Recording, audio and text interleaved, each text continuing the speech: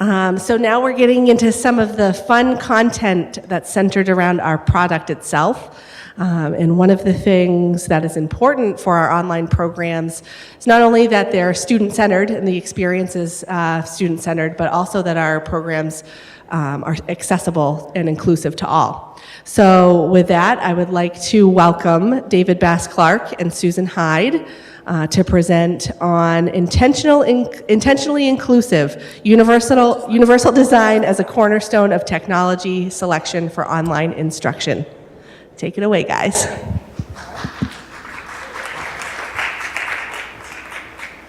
Welcome. I'm Susan Hyde. I'm an instructional designer here at University of New England Online. And I'm here with my instructional technologist, David Two Shoes here, to talk to you about a design framework called Universal Design for Learning. And today we're going to give you a little bit of background about this framework that supports our students. And then we're going to talk about how it informs our design process and our technology tool selection during course development. I'm going to jump in for 1 minute while you get to the next one. On the top there it says ask a question. If you would like to ask a question, you can go to that on your phone or your tablet or your device and ask a question that comes up during the presentation. That way, at the end, we can have questions if you have them. Cool. Thank you, David. So as members of UNE Online's instructional design team, we have the absolute privilege of working with faculty subject matter experts to design courses that are both rigorous and engaging for our diverse online student population here at the College of Graduate and Professional Studies. And because of that diversity, we create our courses with our audience very much in mind, because we know that our students come to us from many different experiences and many different backgrounds. Our students are really busy people, we know that, and they are typically full or part-time professionals, they have families, they have work responsibilities that go well beyond school. And if our students follow the national average, it is likely that about 19% of them also have some sort of disability. Now that number might seem really large, but you need to remember that a lot of disabilities are silent. They're things that we can't see. For instance, individuals may have processing difficulties. They may have dyslexia. They may even be highly functional, but with autism. So it's important for us to think about where our students are coming from. So bear with me for a moment while I share a quick primer on what these disabilities have meant for our students before they come to us. So according to the National Council for Learning Disabilities, in the K-12 years, about 6% of public school students receive learning accommodations for disabilities that affect learning. And they'll receive that via an individual education plan or an IEP. And as you can see from the list here, there are quite a few brain differences that can affect learning. And this is by no means a definitive list. So in addition to that 6%, about 1 in 50 students, or 2%, will receive an accommodation via a Section 504 in the K-12 years. This is Section 504 of the Rehabilitation Act of 1973, which is a civil rights law. And it's designed to protect students who have a disability that substantially limits one or more of their major life activities. But before we move on, I really want to emphasize here that accommodations are not freebies. It's not a way of just making everything easier and watered down. They are simply modifications such as alterations of the environment, curriculum format, or equipment that allow an individual to interact with subject matter in a way that is on an equal playing field. It might be an accommodation for content or completing assignments that still meets the outlined course objectives. Because we really do have a legal and a moral obligation to create a free and appropriate education for students.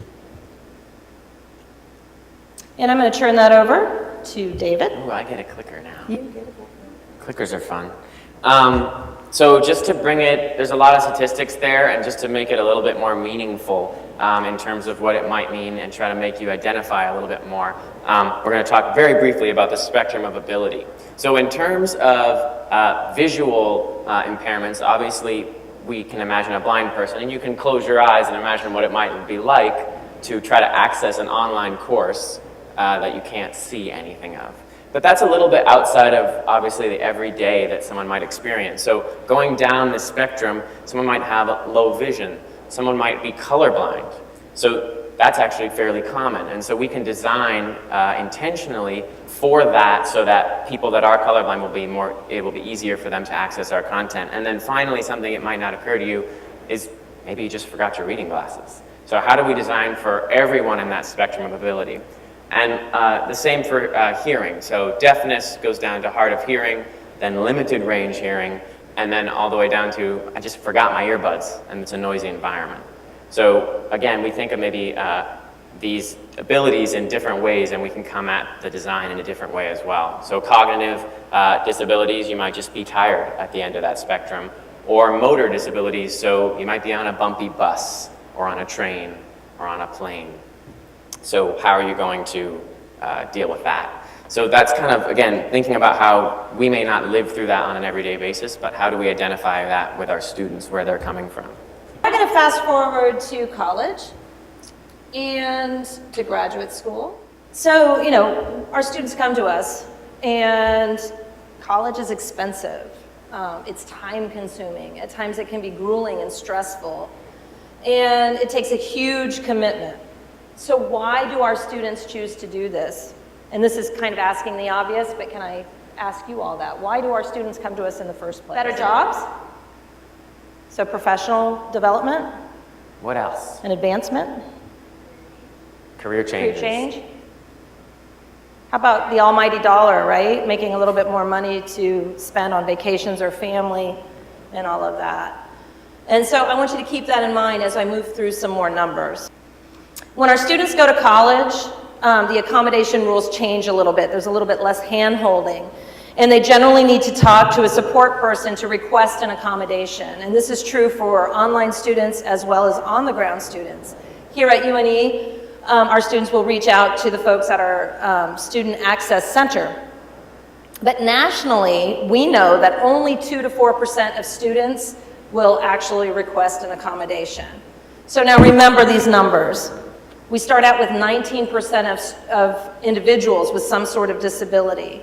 By K to 12, we've got about 8% that are actually receiving an accommodation via an IEP or a 504 plan. But by the time they get to college, maybe 3% of those students are actually taking the time and the energy to self-identify. And we know that most of those disabilities are not going anywhere. They're still there. Brain-based disabilities don't go away. Students develop strategies. They can receive accommodations, but they're not gone. So this is really important for us to consider. And I want you to just look at that for a minute. 94% of high school students who have a learning disability will receive some kind of help, but only 17% of college students with a learning disability will receive some kind of help. And this lack of support has really grave consequences when we look at higher education.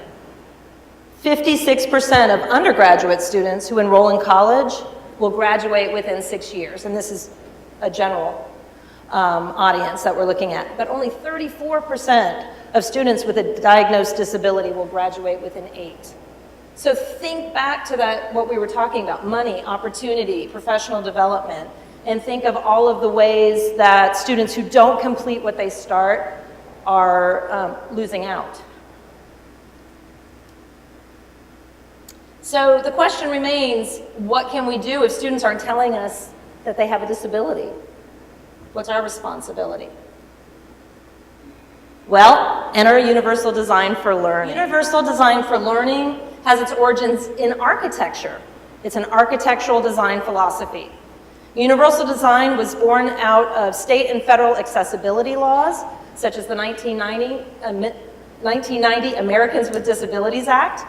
Among other things, the ADA required public and private businesses to remove physical barriers to access in existing spaces, and it proposed standards for accessible design in new construction. Now, the lawmakers that put this into effect had the disabled in mind, no doubt about it. But it quickly became apparent that accessible design was awesome for everyone. So we look up here and we see that we have a lever instead of a doorknob. This is really, really imperative for somebody with maybe severe arthritis or somebody who has a mobility issue. But it's also really cool when you need to use your elbow to open the door because you've got a bag full of groceries. For sight-impaired individuals, you can go to the subway, following a yellow line, or raise bumps, depending on the level of sight impairment. But it's also really great for the rest of passengers who know to stand back or to tell a small child, stay behind the yellow line. Swimming pools are increasingly having ramps and rails so that individuals can access a pool via a wheelchair. But it's also really cool for children or adults who are a little bit afraid of the water, trying to acclimate and learning how to swim. We've all benefited from the large doors that are automatic at Target, at Hannaford. We can get in and out, but that's really imperative for somebody in a wheelchair or maybe with a walker who needs more time to get through the door. And finally, we have curb cutouts and we have wheelchair ramps. They're very obviously there for folks in wheelchairs, but what about somebody with a stroller? What about somebody with a suitcase on wheels? What about a small child who might fall stepping down off of a curb? So this is the idea that is going to lead us to Universal Design for Learning, or UDL. This is a framework that is a brainchild of Ann Meyer, David Rose, and their co-workers at CAST, or the Center for Applied Special Technology. And while the framework doesn't fully negate the need for individual accommodations, it really goes a long way towards doing so. In a nutshell, it seeks to provide equal access for students with disabilities while maximizing learners' ability overall to access the content. So with UDL, there is an intentionality, and that's kind of the focus of our talk today. And it's really important to our design process. It's especially important in our asynchronous graduate courses where we may or may not know whether students need an accommodation. We know that quite a few people who drop out of school who have disabilities do so because they don't receive accommodations in a timely fashion and they fall behind. But in spite of what my slide might suggest, it's not my way or the highway. Education should be accessible. It's quite the opposite. With UDL, we intentionally build in flexibility so that students can access information, so that they can practice what they learn, and so that they can show mastery in a way that makes sense to the way that they learn and can provide that information for their instructors. And as it turns out, you know what? Designing for that maybe 8% or 19%, depending on how we look at the numbers, of graduate students who have disabilities is really just really great teaching for everyone. So there are 7 principles for UDL that we think about when we're creating our courses. The first of those is equitable use. We want to provide the same, hopefully appealing design for everyone. One of the biggest reasons that students with disabilities drop out of school is that they find, again, they fall behind while waiting to receive alternative resources. We don't want that to happen. So here's an example. In this PowerPoint presentation that I created for this afternoon, PowerPoint makes it very easy for me to provide accessibility to sight-impaired students through something called alt text, providing a description for every image in the PowerPoint. So for instance here, I wrote, "A dog's nose pokes whimsically up from the bottom of the screen." PowerPoint's accessibility checker asked me to describe the image and its context as I would do for someone who's blind. If all images are labeled with alt text for screen reading, they can be experienced by a sight-impaired student in pretty much the same time and at the same location as for anybody else in the course. And so we build things like this right into the course. The second principle of UDL is flexibility in use. We strive to design for a wide range of needs, preferences, and strengths. And David is going to show us flexibility in use in just a little bit. The third principle of UDL is to create simple and intuitive course material. This is particularly important for online students. This applies to visual presentation. We're going to have consistent menu buttons from course to course. We're going to present material in a similar fashion from module to module.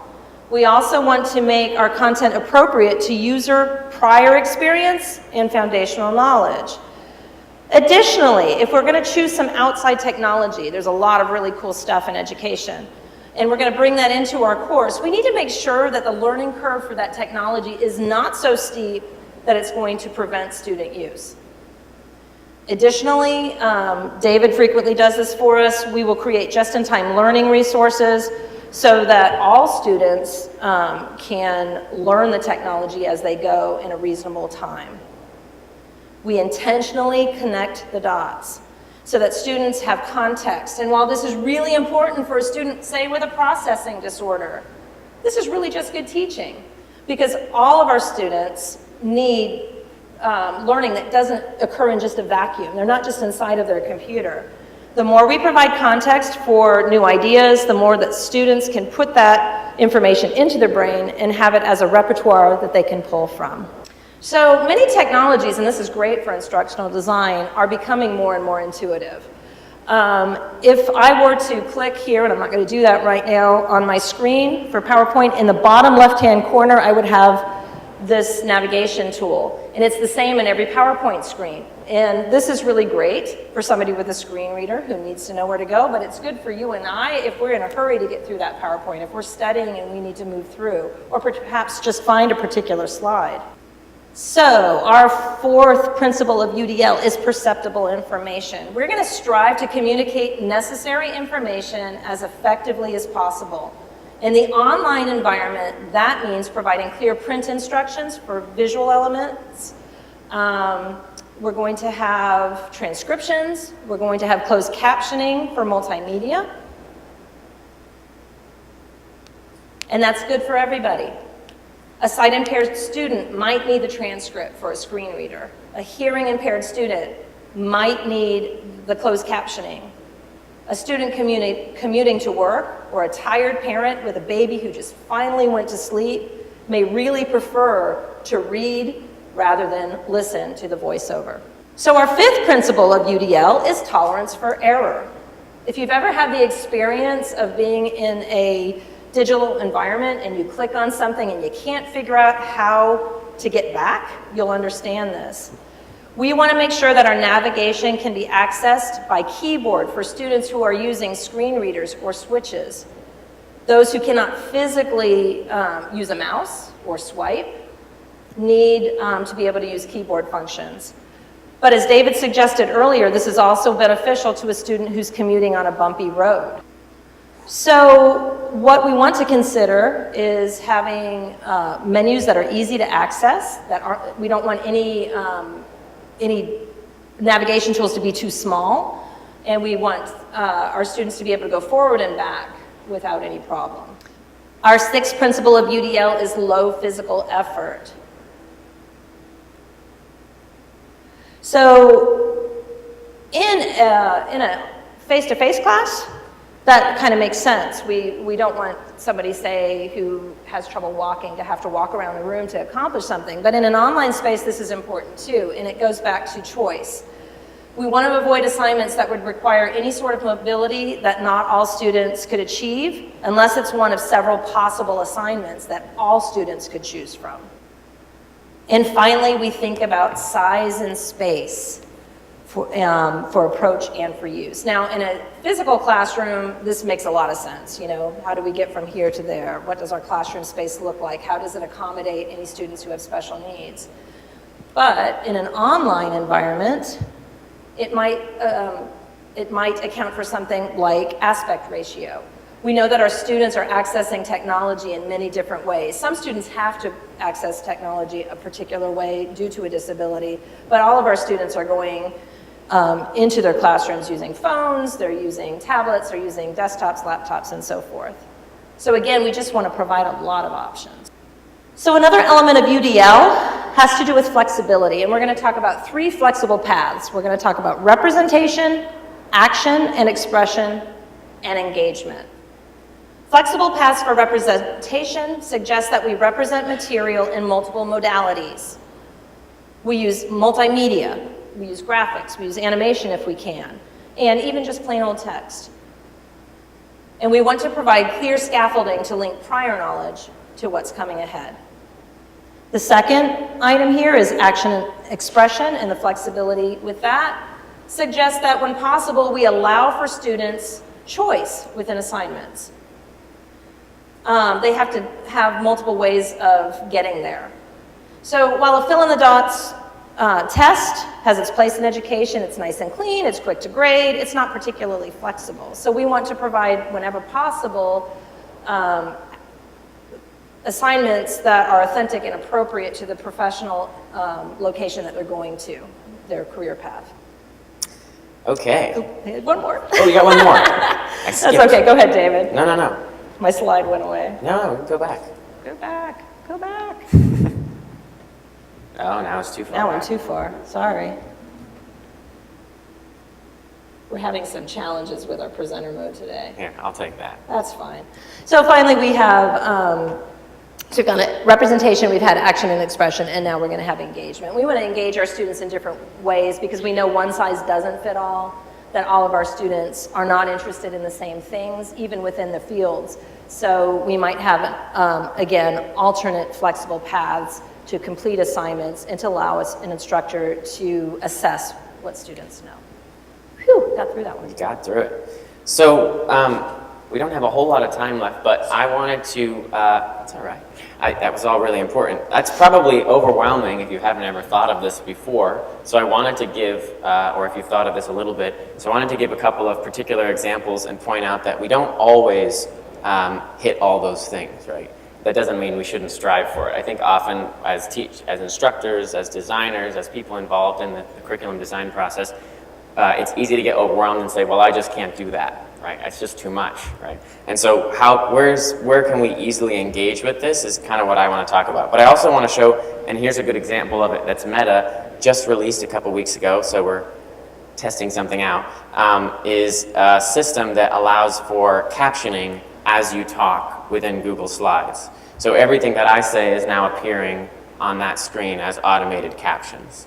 So this is just one example of looking for tools that people are creating that are really, really quick and easy to implement. So if there were someone right now in the audience that was having trouble with the hearing component of this, that would really help that person, and to any extent. So I'm going to turn that off because I'm going to guess that that's fairly distracting. But it is a feature that we can use. I want to show a quick video. The video is one of our courses, and I think we can see that. Once we press play, I think it'll get a little bit less fuzzy. So this is one of our courses, and we put, in this course, there was a multimedia component. So students, this is a social work course, and students would, in pairs, synchronously meet online in a video chat, and then those students would play roles. So one would be the social worker and one would be the client, and they're attempting to try to do narrative therapy. So this is a really awesome opportunity for students to not just do a discussion board, not just read something, but actually engage in the practice of something in real time. However, it also poses challenges to ADA and Section 504, and how do we deal with students that are, hard of hearing, that have other disabilities. So we do that partially through captioning, and we do that partially through trying to make sure that students see front and center. So in this course, they see front and center the design components that we have. So the Student Access Center announcement is the very, very first thing they see in this course. This explains to them how we're committed to universal learning and what resources those students have. And obviously this can be accessed through a screen reader as well. So even if a student is blind, they should be able to access this. Now, the next thing I want to show you is actually in the learning modules. So we're going to go to those learning modules, and we're going to see that the videos that we've put into this course, the how-to videos, the lecture videos, are also all captioned, and those captions are created and checked by a human, and they create transcripts. So again, those transcripts could be accessed by students, but they could also be watched in the video in real time. So those captions are available to students as well. So those are some of the easy everyday things that we can do. When it came to video relay services during that, I'm going to pause there. When it came to video relay services there, this is the assignment I was talking about where they have to meet and they have to do that on a video chat. So we gave them options that would help them there. This service is an FCC regulated service, and it's available to everyone in the United States, and it's free. And so that's a really, really good service. And what it does is it allows students that are hard of hearing or blind to have access to someone, a third party that would be translating for them in a live environment so that they could have access to that material as well. So we're going to have a sneak peek at the FCC's site, which is where some of these links go to help students find resources, and some specific video relay services we also put in there as well, and how video relay services work. This is actually part of the course. So this is a video example. This is the scaffolding that we were talking about. So showing students exactly what they're going to be producing so that they already have a scaffolding, an idea of where they're going. And then also, this is an example that we can show how they're going to be assessed. So the instructor would actually overlay onto this video another video of them talking about this assignment and saying, hey, you did a really great job here, Autumn or Craig. I really liked when you said this. So students can actually get that feedback right through the video. But again, now we've got the other layer. How do they access that? Well, YouTube can automatically caption these videos that students are getting as feedback. So there'll still be a transcript and there'll still be captioning. It isn't always 100% perfect, but it's actually pretty accurate. It's about as accurate as you saw a few moments ago. So that's it for that, and I'm going to jump ahead here quickly and do one more slide, hopefully. So where is the low-hanging fruit? Fonts, sans serif. So if you're going to use fonts, they need to be sans serif. They're online serifs, so the little ornaments on Times New Roman, and they are more difficult to read on a computer screen, easier to read in print. If you want to know more about, there's a lot more to that, but if you want to know more about online font best practices, I'll share the slides at the end. HTML headings, so screen readers, the things that read out loud the screen, they don't understand the difference between a heading and a body paragraph unless you tell them that difference. You have to indicate it to them. So there's another link about how to do that in a learning management system that we use, which is Blackboard, but you can do it in any learning management system. And that's HTML. Don't get nervous if HTML sounds scary. You don't have to know HTML to make headings that are readable by a screen reader. And finally, high contrast colors. I'm going to show this one because it's fun, and I think we have just a minute left. This is a contrast color checker. So for students that are colorblind or visually impaired, it allows you to choose two colors and say how good is that contrast ratio. So this passes, WCAG is an organization that is an accessibility organization that measures the accessibility of things. And so this right now passes all those standards, but if I change the color to, let's say, that color, you'll notice that it only passes the large text one, and then I can get even worse if I want to. So that would fail everything. So I can jump around and find out exactly what scientifically is difficult to read or not difficult to read so that I don't have to guess on my own computer screen what it looks like on my particular variation. So that's another tool that's really helpful. So those are three tools that really can help out a lot in those processes.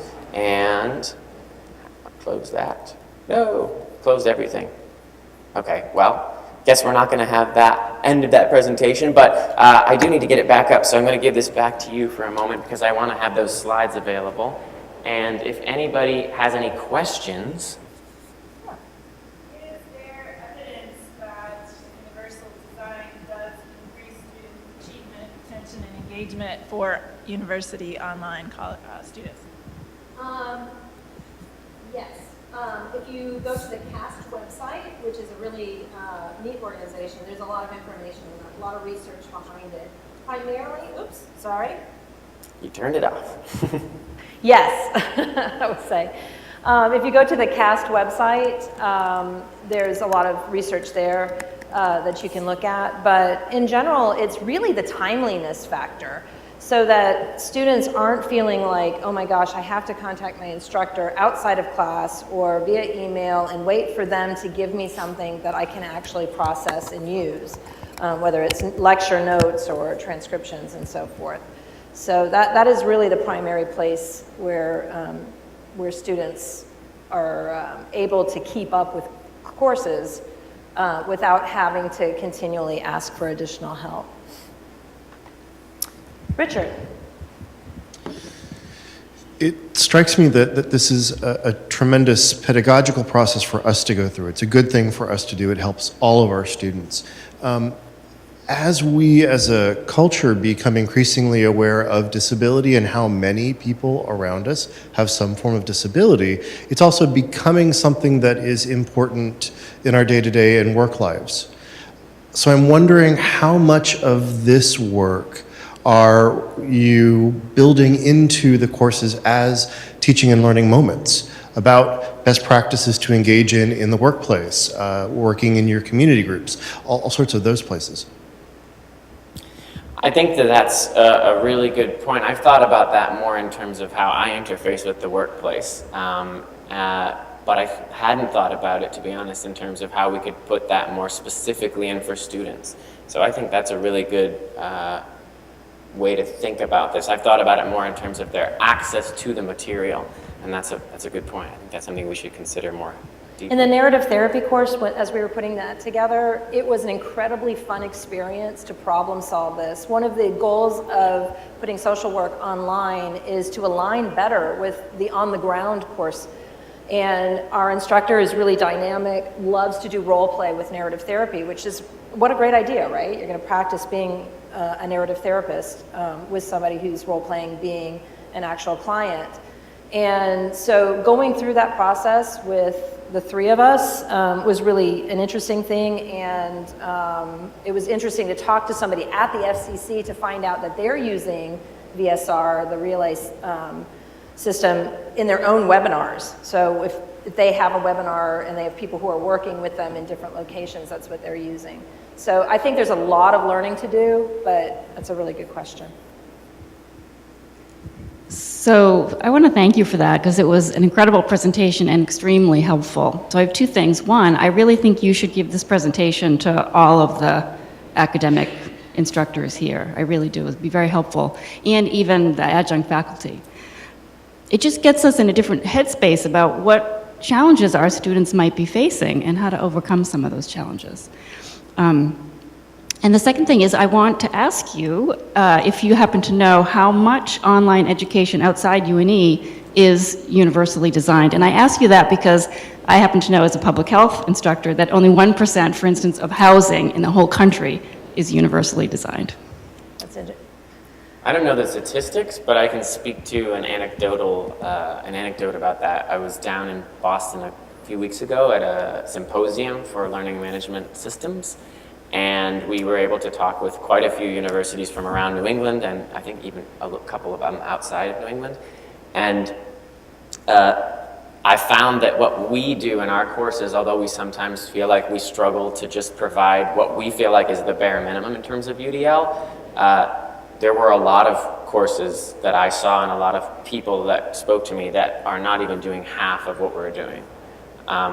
So although I feel like we maybe have a long way to go in many ways, it also sort of pointed out that, as you say, there's probably, I would imagine, based on that one anecdote and talking with other people, there are very few courses that are intentionally designed from the beginning to the end to be accessed by everyone in that way, to be accessible to everybody. I don't know if you have any more to add to that, but... No, I think we're well ahead of the game. Several of my colleagues and I are involved in something called ID to ID, where we're interacting for several months with instructional designers from other locations, and several others of us are working on loop calls where we talk weekly with different professionals. And when we ask that question, some of them sort of scratch their heads, and others are doing some but not all. I think it's just an ongoing process. But I think we're running out of time. I think we ran out of time, so thank you so much.